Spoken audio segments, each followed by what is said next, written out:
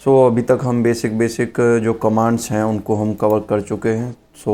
I hope कि आपने इन सब को प्रैक्टिस किया होगा, क्योंकि इन्हीं का यूज आगे चल के होने वाला है। अभी हम आगे बढ़ेंगे और शुरू करते हैं अपना टॉपिक यूज़र मैनेजमेंट। दोस्तों, यूज़र मैनेजमेंट पे जाने से पहले थोड़ा सा आपको थ्योरीज़ की समझनी पड़ेगी। तो थ्योरी पे हम चलते हैं। दोस्तों देखो, यूज़र्स की ज़रूरत क्यों पड़ती है। देखो, एक सर्वर है यहाँ पे, ठीक है, और इस सर्वर पे मल्टीपल शिफ्ट्स चलती हैं। यानी कि अगर मैं कहूँ कि ए शिफ्ट है एक 8 घंटे की, एक बी शिफ्ट है, एक सी शिफ्ट है, ठीक है, तीनों में 3-3 बंदे भी अगर हुए, ठीक है, तो 3 या 9 बंदे इस सर्वर पे काम कर रहे होंगे 24 घंटे के अंदर। अगर सारे के सारे यूजर्स अगर रूट से ही लॉगिन करेंगे तो जो लॉग्स जनरेट होंगे वो भी रूट से ही जनरेट होंगे। तो इस तरीके से हमें ट्रैक करने में बड़ी दिक्कत आएगी और सर्वर को मेंटेन करने में भी बड़ी दिक्कत आएगी। ऊपर से जो कोई प्रॉब्लम किसी ने क्रिएट की होगी उसका भी आप पता नहीं लगा सकते कि किसने की है। इसीलिए नॉर्मल यूज़र बनाए जाते हैं, ठीक है। अब जब ये अलग से नॉर्मल यूज़र बन जाएंगे, इनको अलग से इनका यूज़र नेम पासवर्ड दे दिया जाएगा। अब जो भी ये इस आईडी से लॉगिन करके जो भी कुछ करेंगे उन सब के लॉग्स जनरेट होंगे और उनको हम बाद में देखकर इन्हें ट्रैक कर सकते हैं कि किसने क्या प्रॉब्लम क्रिएट की है, किसने क्या किया है। वो सब हम लॉग्स के ज़रिए इन यूजर्स की सारी डिटेल्स को ट्रैक कर पाएंगे। आई होप आपको ये कॉन्सेप्ट समझ आया होगा। अगर मैं टाइप्स की बात करूँ यूज़र्स के, तो 3 तरह के यूज़र्स होते हैं दोस्तों। एक रूट यूज़र होता है दोस्तों, आपको पता ही है, जब इंस्टॉलेशन करते हैं तो ये रूट यूज़र खुद ब खुद क्रिएट हो जाता है और ये सुपर यूज़र होता है, ठीक है। उसके बाद सिस्टम यूज़र हो गया। तो सिस्टम यूज़र्स में आते हैं अपाचे, DHCP, DNS, ठीक है, ये सर्विस रन करवाते हैं दोस्तों। इसके बाद नॉर्मल यूज़र्स आते हैं जिन्हें हम क्रिएट करते हैं, जैसे कि राम नाम का एक यूज़र हमने क्रिएट किया, जॉन, मैक, सुरेश, ऐसे कुछ यूज़र्स हम क्रिएट कर सकते हैं। इनको हम प्रैक्टिकली भी देखेंगे थोड़ी देर बाद या अगली क्लास के अंदर, ठीक है। अब देखो दोस्तों, जब भी कोई यूज़र बनता है तो उसकी एक यूनिक आईडी बनती है, क्योंकि जो ऑपरेटिंग सिस्टम है वो बाइनरी लैंग्वेज पे चलता है, 1010 को समझता है वो। तो इसीलिए एक यूज़र की एक पर्टिकुलर आईडी होती है। तो जो रूट यूज़र होती है उसकी यूआईडी होती है, यूज़र आईडी होती है 0, और इसकी ग्रुप आईडी भी 0 ही होती है, ठीक है। उसके बाद अगर सिस्टम यूजर्स की यूआईडी की बात करें तो इसकी रेंज होती है 1-2-999, ठीक है, और जीआईडी होती है ये भी 1-2-999 ही होती है। अब देखो दोस्तों, ये अपडेट होने के साथ साथ, ठीक है, जैसे कि मान लो कि रेल 6 है, रेल 7 है, तो ये क्या है, उसमें थोड़ा कम होगा। इसके बाद नए वर्जन में ये सब चीज़ें रेंज थोड़ी थोड़ी अपडेट होती रहती है। तो इसको आप गूगल पे देख सकते हैं सभी की। उसके बाद दोस्तों, जो नॉर्मल यूज़र होते हैं, ठीक है, उनकी जो यूआईडी होती है वो 1000 से 60,000 की रेंज के बीच होती है। उसी तरीके से जीआईडी होती है 100 से 60,000 के बीच। एक चीज़ हमें याद रखनी होगी दोस्तों कि रूट यूज़र से हम लॉगिन कर सकते हैं, नॉर्मल यूज़र से हम लॉगिन कर सकते हैं, लेकिन कभी भी सिस्टम यूज़र से हम लॉगिन नहीं कर सकते, नहीं करते हैं, ठीक है।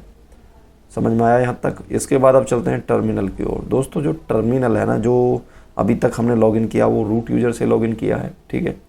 तो अगर आप देखेंगे इस टर्मिनल को, अगर रूट यूज़र से आप लॉगिन है तो इस तरीके का दिखाई देता है। तो पहले जो ब्रैकेट होती है उसके अंदर रूट लिखा होता है। तो दोस्तों, ये बताता है कि लॉगिन किससे हुआ है, ठीक है। तो ये यहाँ पे लॉगिन नेम दिखाता है। उसके बाद में ये लोकल होस्ट है तो ये होस्ट नेम होता है। टिल्ट सिंबल का मतलब है कि हम अपनी होम डायरेक्टरी के अंदर हैं, और हैज़ का मतलब है कि हम एक सुपर यूज़र हैं। उसी तरीके से नॉर्मल यूज़र का जो टर्मिनल है वो कुछ इस तरीके से दिखाई देगा। सेम ब्रैकेट शुरू होती है, यहाँ पे नेम आएगा, लॉगिन किससे हैं हम, तो यहाँ पे मान लो जॉन से लॉगिन है तो जॉन ही दिखा रहा है। लोकल होस्ट नेम है तो होस्ट नेम यही है, होस्ट नेम, ठीक है।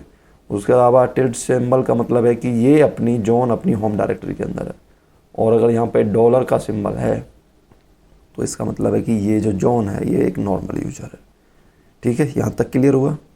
उसके बाद में एक चीज़ और जो समझने की है, जो कि बहुत ज़रूरी है, जो कि आगे भी काम आएगी, वो ये है कि जब भी हम कोई यूज़र क्रिएट करते हैं, चाहे वो रूट यूज़र हो या फिर नॉर्मल यूज़र हो, इन सब को जब क्रिएट करते हैं, जैसे ये तो सिस्टम के साथ ही क्रिएट हो जाता है, इनको हम मैनुअली क्रिएट कर सकते हैं, ठीक है। तो चक्कर क्या है कि ये सब जब बनते हैं, ये यूजर्स जब बनते हैं तो इनके साथ साथ कुछ फाइल्स हैं बन के सेव होती हैं डिफरेंट डिफरेंट डायरेक्टरीज के अंदर। उन फाइल को हम समझेंगे दोस्तों। कुल मिला के 7 तरह की फाइलें बनती हैं, ठीक है, 7 तरीके की।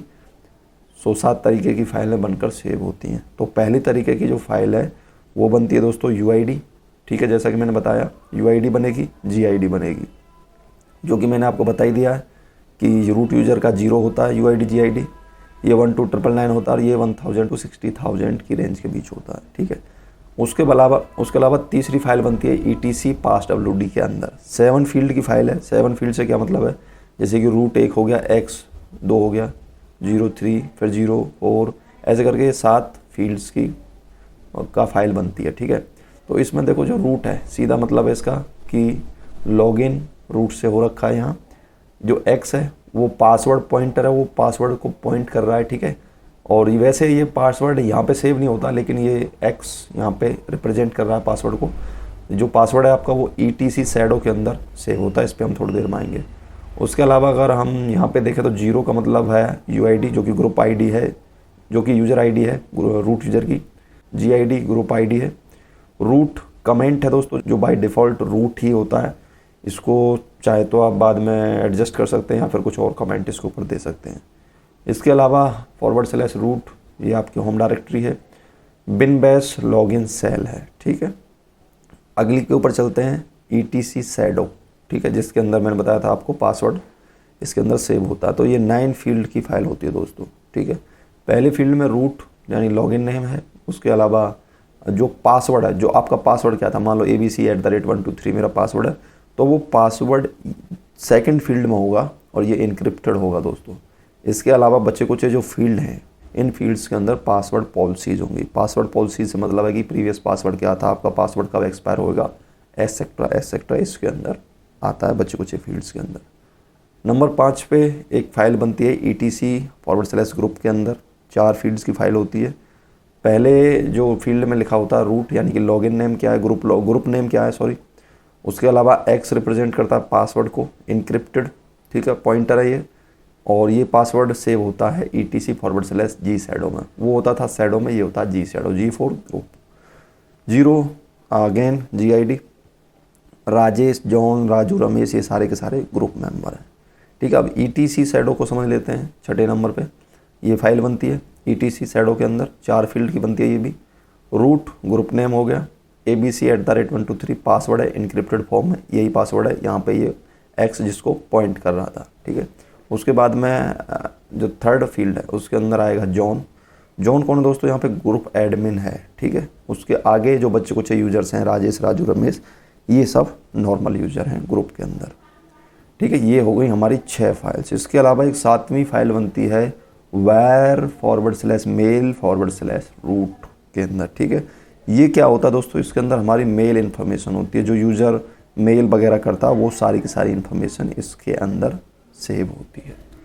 तो दोस्तों ये थी बेसिक सी जानकारी यूज़र मैनेजमेंट के बारे में, जो फाइल बनती हैं उसके बारे में। सो इसको अगली क्लास में हम डेप्थ में समझेंगे प्रैक्टिकली।